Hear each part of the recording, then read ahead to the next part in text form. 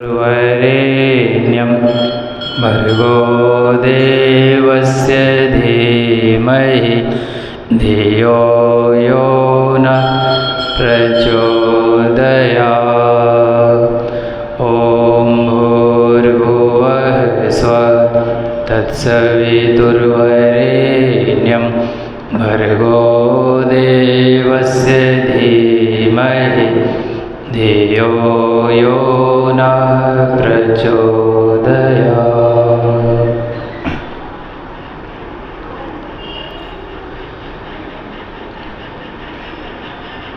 उपनिषद की 3 प्रार्थनाएं पीछे से दोहराएं। ओम तमसो मा ज्योतिर्गमय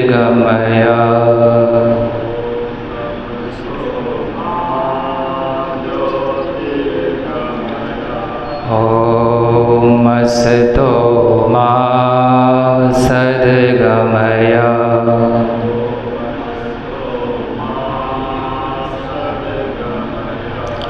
ओम मृत्योर्मामृतं गमय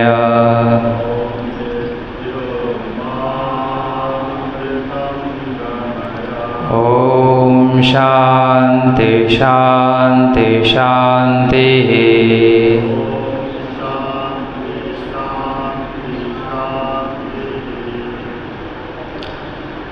सर्वप्रथम हम लोगों ने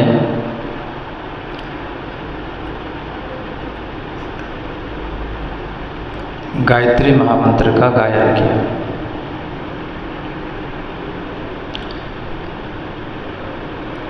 महापुरुषों के मुताबिक गायत्री मंत्र वेदों का सर्वाधिक सशक्त मंत्र है, प्रभावशाली मंत्र है, जिसका हमारे शरीर पर, हमारे मन पर, हमारे विचारों पर, हमारी भावना पर और हमारी आत्मा पर सकारात्मक प्रभाव पड़ता है।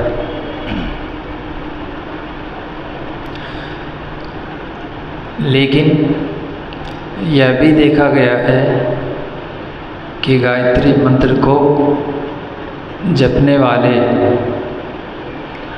गायत्री मंत्र की साधना करने वाले कभी कभी अशक्त, विपन्न,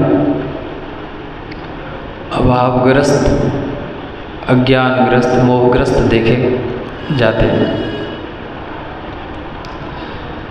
पिछले 14 तारीख को कटिहार जिले में एक प्रोग्राम था। उसमें हमसे एक प्रश्न पूछा गया। गायत्री परिवार के एक बड़े वरिष्ठ परिजन ने पूछा कि जब गायत्री महामंत्र में इतनी शक्ति है तो गायत्री परिवार के 80% परिवारों में इतनी पीड़ा क्यों है? सब अपने तरीके से इसके कारणों को बता सकते हैं, सबके पास कोई न कोई तर्क जरूर होगा इस चीज़ को जस्टिफाई करने का। लेकिन कल मेरे मन में अनायास एक विचित्र भाव आया। हमको लगा शायद ये ठीक हो। अगर आपको भी ठीक लगे तो आप इस पर अमल कर सकते हैं। गायत्री मंत्र है तत्सवितुर्वरेण्यं भर्गो देवस्य धीमहि धियो यो नः प्रचोदयात्।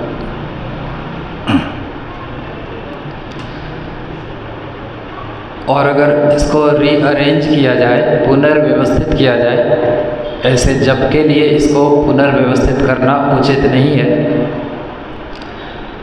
अपनी समझ को विकसित करने के लिए अगर इसको पुनर्व्यवस्थित किया जाए तो होगा तत्सवितु देवस्य वरेण्यं भर्गः धीमहि यो नः धी प्रचोदयात्। सारा शब्द आ गया इसमें गायत्री महामंत्र का। तत् यानी वह,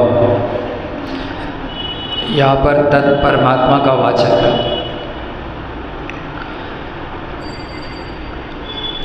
परमात्मा का वाचक है जिसको हम लोग ना तो मैस्कुलिन मानते हैं ना तो फेमिनिन मानते हैं। संस्कृत का शब्द तत् सवितु, सवितु हम लोग जानते हैं सविता देवता। देवस यानी देव के, वरेण्य भर्ग धीमहि, वरण करने योग्य भर्ग का, तेज का हम ध्यान करते हैं, तेज को हम धारण करते हैं। यो न, जो, न यानी हमारी, धी यानी बुद्धि, प्रचोदया सन्मार्ग की ओर प्रेरित करें। इसमें दो शब्द को पकड़ना है, एक वरेण्य और एक भर्ग। भर्ग कहते हैं सर्वव्यापी परमात्मा के या परम सत्ता के सर्वव्यापक तेज को हम भर्ग कहते हैं। कहीं कहीं पर इसको ब्रह्म तेज कहा गया, ब्रह्माग्नि कहा गया, ब्रह्म तेज, ब्रह्म वर्चस कहा गया। और दूसरा वरेण्य यानी वर्ण करने योग्य, यानी हम सविता देवता के वर्ण करने योग्य भर्ग का यानी तेज का यानी ब्रह्म तेज को धारण करें। तो एक तो अर्थ होगा कि सविता देवता के तेज को हम कई रूपों में जान सकते हैं, कई रूपों में बांट सकते हैं, उनके अनंत प्रकार हो सकते हैं। उसमें से जो हमारे लिए सुटेबल है, जिसको हम डाइजेस्ट कर सकते हैं, उसको धारण करें। और दूसरा अर्थ होगा कि वर्ण करने योग्य तेज को हम धारण करें, यानी हम जिस तेज के को वर्ण करने के योग्य हैं उस तेज को धारण करें। दोबारा सुनिए, वर्ण करने योग्य तेज को धारण करें, यानी हम जिस तेज को धारण करने के योग्य हैं उस तेज को धारण करें। अगर भर्ग का मतलब ब्रह्म तेज है तो हम क्या उस भर्ग को धारण करने की योग्यता हमने अर्जित की? क्या हम उस ब्रह्म तेज को धारण करने के योग्य अपने आप को बना सके? यानी हम जिस ब्रह्म तेज को धारण करने के योग्य हैं उस ब्रह्म तेज को हम धारण करें। ये यूनिवर्सल प्रेयर है। सविता देवता के तेज को जो हमारे लिए वर्ण करने योग्य है वो धारण करें, यानी हम जिस तेज को वर्ण कर सकते हैं, जिस तेज का वर्ण कर सकते हैं उस तेज को धारण करें। अगर हमने कर लिया तो बहुत अच्छी बात है। अगर हम नहीं कर सके, जैसे केवल अगर हम बोलते रहें कि हम ब्रह्म तेज को धारण करें, ब्रह्म तेज को धारण करें, ब्रह्म तेज को धारण करें, तो क्या धारण कर लेंगे? धारण तो नहीं कर सकेंगे। यानी हम जिस तेज को धारण करने के योग्य हो सकेंगे उसी का को धारण कर सकेंगे। जैसे एग्जाम्पल के लिए ये कहा गया है कि सिंगिनी का जो दूध होता है उसके लिए दो ही पात्र उचित है, उपयुक्त है, एक स्वर्ण का पात्र और एक सिंगिनी के बच्चे की आंत। तो सिंगिनी का बच्चा सिंगिनी के दूध को पचा सकता है, उसके पास वो कैपेसिटी है, या सोने के बर्तन में अगर उसका दूध दुहा जाए तो वो रह सकता है। अगर दूसरे पात्र में मान लीजिए हमने एल्युमिनियम में उस सिंगिनी के दूध को रख दिया तो सिंगिनी के दूध का ऐसा तेज है कि वो पात्र ही नष्ट हो जाएगा। तो जब सिंगिनी के दूध को पचाने के लिए, धारण करने के लिए एक उचित उपयुक्त पात्रता की आवश्यकता होती है, तो उस सिंगिनी पर सवारी करने वाली जो देवी दुर्गा है, गायत्री है, उसके दूध को, उसके तेज को, उसके प्रकाश को धारण करने के लिए क्या पात्रता की आवश्यकता नहीं पड़ेगी, तैयारी की कोई आवश्यकता नहीं पड़ेगी, परिष्कार की कोई ज़रूरत नहीं पड़ेगी। जब सिंगनी के दूध को पचाने के लिए सिंगनी का बच्चा चाहिए, जब सिंगनी के दूध को रखने के लिए सोने का पात्र चाहिए, तो सिंगनी पे सवारी करने वाली जो आदि शक्ति है, भगवती है, उसके तेज को धारण करने के लिए कौन सा पात्र होना चाहिए? या तो सोने का पात्र होना चाहिए या उस देवी का स्वयं का बच्चा होना चाहिए। तो या तो हमको उस देवी का बच्चा स्वयं को सिद्ध करना होगा, वो क्लेम करना पड़ेगा, या नहीं तो अपने आप को स्वर्ण जैसा बनाना पड़ेगा। स्वर्ण को 4 तरह की कसौटी पर कसा जाता है। एक तो आग में जलाकर, दूसरा उसको कसौटी पे घिस के, तीसरा पीट के, और चौथा उसमें छेद करके। ये सब कसौटियाँ हैं ये जानने के लिए कि वो खरा सोना है कि नहीं। और इस चारों को अगर हम समराइज़ करें तो हमारे जीवन में जो तपश्चर्या का महत्व बताया गया है वो यही है। जैसे आग में सोने को आपने डाला तो उसकी चमक बढ़ गई, और हमको यदि आग में डाला जाए, यानी यज्ञ कुंड के पास में बैठ के कड़ाके की धूप में अगर हवन करने के लिए कहा जाए तो पसीना छूट जाता है, हम तैयार नहीं होते। अगर हमारे माथा में कोई छेद करना चाहे, कोई रेडिएशन, तो हम उसके लिए तैयार नहीं होते। सारांश यही है, अभिप्राय यही है कि जिस तेज को धारण करने के लिए कभी दुर्वासा ऋषि ने कठोर तप किया था ब्रजमंडल में, जिस तेज को धारण करने के लिए भगवान भोलेनाथ के शिष्य विश्वामित्र ने कठोर तप किया था, जिस तेज को धारण करने के लिए गुरुदेव को 24 वर्षों तक गाय के छाछ और जौ की रोटी पर जीवन बिताना पड़ा, उस तेज को धारण करने के लिए क्या हम लोगों को कुछ भी नहीं करना पड़ेगा? करना पड़ेगा।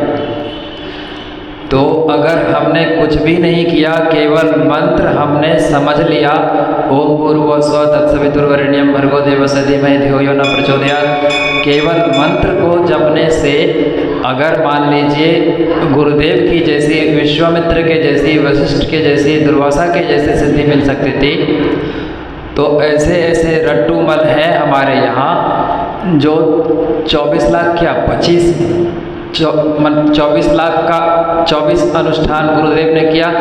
ऐसे भी हो सकते हैं हठ योगी जो 25 अनुष्ठान कर लें, लेकिन परिष्कार के अभाव में हो सकता है कि वो तेज टिके नहीं, ठहरे नहीं, और वो उसका साइड इफ़ेक्ट्स हो जाए, वो अलग अलग रूपों में वो एक तरह से उसका रिसाव हो जाए, उसका एक तरह से लीकेज हो जाए, लीक कर जाए, या काम के रूप में, क्रोध के रूप में, मद के रूप में, अहंकार के रूप में, मोह के रूप में, वो अलग अलग रूपों में अलग अलग तरीके से उसका क्षरण हो जाए। तो गायत्री परिवार में या गायत्री मंत्र की साधना करने वाले के जीवन में अगर कोई परेशानी है तो उसमें त्रुटि गायत्री मंत्र का नहीं है, उसमें गायत्री मंत्र की शक्ति पर क्वेश्चन नहीं किया जा सकता। ये देखना जरूरी है कि वो मंत्र बोल क्या रहा है। अगर एकदम साधारण अर्थ लगाएं, धीमहि को पकड़ लें, तो हम धारण करते हैं या ध्यान करते हैं? धारण करने की योग्यता बाद में आएगी, पहले ध्यान करना पड़ेगा, पहले तो ध्यान करना पड़ेगा। तो ये सब कंडीशन है कि उसके तेज को हम ध्यान करते हैं, उसके तेज को हम धारण करते हैं, और जब हम धारण करेंगे तो हमारी बुद्धि स्वतः ही सही रास्ते की ओर प्रेरित हो जाएगी। अब उपनिषद की 3 प्रार्थना। तमसो मा ज्योतिर्गमय। तमस निद्रा का प्रतीक है और ज्योति जागृति का प्रतीक है। उदाहरण के लिए जब हम सो जाते हैं तो हमारी आंखें बंद हो जाती हैं, तो ज्योति अवरुद्ध हो जाती है, हमारे अंदर घनघोर अंधकार छा जाता है, घनघोर तमिश्रा में हम चले जाते हैं। और जब जाग जाते हैं तो हमारी आंखें खुलती है, प्रकाश चारों तरफ दिखाई देता है। नॉर्मली ये तो होता है। तो हम लोग निद्रा से जागृति की ओर चलें, ये प्रार्थना का भाव है। तो हमारे मन में प्रश्न उठ सकता है कि हम लोग तो जागे हुए हैं। तो महापुरुषों ने कहा कि कई प्रकार का जागरण होता है। जैसे जब हम स्वप्न देख रहे होते हैं तो उसको ही सब कुछ मान लेते हैं। स्वप्न टूटता है तो लगता है कि वो स्वप्न है, ये जागृति है। उसी प्रकार से हमारी चेतना की इससे अगली जो अवस्था है, तुरीयावस्था, उसमें जब हम जाते हैं तो लगता है कि जागृति की अवस्था जो है वह एक प्रकार की नींद थी, एक प्रकार की मूर्छा थी, एक प्रकार का अनअवेयरनेस था। और जब उससे भी ऊपर जाते हैं तो लगता है उससे पूर्व की अवस्था एक तरह की नींद थी, एक तरह का इंटॉक्सिकेशन था। तो जब जागृति के अगले पड़ाव पे जाते हैं हम तो उसका पूर्व पड़ाव नींद के जैसा मालूम होता है। तो ऋषि ये कहना चाहते हैं कि हम लोग जागृति के शिखर तक पहुँचे, तमसो मा ज्योतिर्गमय, यानी हम लोग अंधकार से प्रकाश की ओर चलें, अज्ञान से ज्ञान की ओर चलें, मोह से मोक्ष की ओर चलें। यानी जो लिस्ट अवेयरनेस वाली हमारी अवस्था है, सबसे कम जागृति वाली अवस्था है, जागरूकता वाली अवस्था है, उससे हम परम जागरूकता वाली, जो मोस्ट अवेयरनेस वाला स्टेट हमारा है, सुप्रीम कॉन्शियसनेस वाला जो हमारा लेवल है, वहाँ तक पहुँचे। फिर है असतो मा सद्गमय। असत का मतलब यहाँ पर झूठ नहीं है, यहाँ पर असत का मतलब है परिवर्तनशील, जो चेंज होते रहता है एवरी मोमेंट एवरी सेकंड, प्रतिपल जो परिवर्तित हो रहा है उसको यहाँ पर शास्त्रीय भाषा में असत कहा जाता है। जैसे कहा गया ब्रह्म सत्यम जगन मिथ्या। जगन मिथ्या का ये मतलब नहीं कि जगत कुछ है ही नहीं, वो वेरिएबल चीज़ है, चेंजेबल, उसमें चेंज होते रहता है, परिवर्तित होते रहता है। तो परिवर्तनशील जो सृष्टि है उससे हम वहाँ तक पहुँचे जो अपरिवर्तनशील है। यानी परिवर्तनशील जो तत्व है जिसका हमको अभी ज्ञान है, परिवर्तनशील का हमको ज्ञान है। हम जानते हैं कि हमारा बॉडी परिवर्तित हो रहा है, लेकिन हमारे अंदर हो सकता है कुछ ऐसा हो जो परिवर्तित नहीं हो रहा है, जो बचपन में भी था, युवावस्था में भी था, बाद में भी था, बाद में भी था। जिसे आओगढ़े संस्कारवान पीढ़ी में कहा गया है कि पहले 9 महीने तक हमारे शरीर की अवस्था को गर्भावस्था कहा जाता है। 0 से 1 ईयर तक शिशु की अवस्था है, 1 to 5 ईयर्स तक शैशव अवस्था है, 5 से 9 साल तक बाल्यावस्था है, 10 से 19 साल तक किशोरावस्था, 20 से 25 साल तक युवावस्था है, 25 से 60 साल तक प्रौढ़ावस्था है, उसके बाद वृद्धावस्था। तो हम ये जो अवस्थाएँ हैं ये परिवर्तनशील है। तो जो परिवर्तनशील है अगर हमने उसी को सत्य मान लिया तो कहानी हमारी अधूरी रह जाएगी, और इसका बहुत बड़ा दुष्परिणाम होता है, बहुत बड़ा इसका एक तरह से अलार्मिंग रिजल्ट होता है, बहुत खतरनाक रिजल्ट होता है। पश्चात मृत्योर्वा अमृतम गमय, यानी मृत्यु से हम अमृत की ओर चले। मृत्यु का अर्थ होता है एक प्रकार का विष, एक प्रकार की जहर, एक प्रकार का नशा। उदाहरण के लिए आप जब मान लीजिए भांग खा लीजिएगा तो क्या होगा, नशा में चले जाइए। गांजा पी लीजिएगा, क्या होगा, नशा में। आप मदिरा पी लीजिएगा, क्या होगा, नशा में चले जाइएगा।